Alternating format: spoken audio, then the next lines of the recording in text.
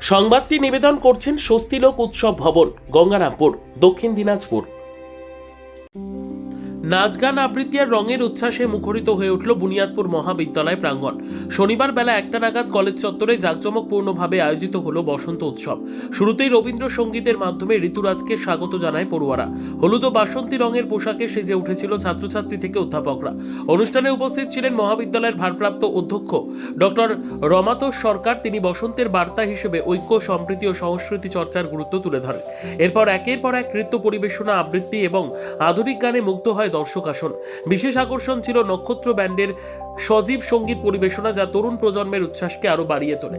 Campus জুড়ে আবিরের রং আর হাসির ঝলকানি যেন জানিয়ে দিল পড়াশোনার পাশাপাশি সংস্কৃতির চর্চাতেও এগিয়ে বুনিয়াদপুর মহাবিদ্যালয়। বসন্তের এই মিলন মেলায় একাত্মতার সুরেই দিনটি স্মরণীয় হয়ে রয়েছে। সর্বোত্তম সুযোগ সুবিধে রয়েছে আতিথেয়তায়। সুপরিচিত স্বস্তিলোক উৎসব ভবন অতিথিদের যে কোনো অনুষ্ঠানের জন্য উপযুক্ত ওয়ান স্টপ ডেস্টিনেশন। আমরা আপনার বিশেষ অনুষ্ঠানটিকে অবিস্মরণীয় করে তুলি। স্বস্তিলোক উৎসব ভবন, শিববাড়ি রোড, গঙ্গারামপুর, দক্ষিণ দিনাজপুর।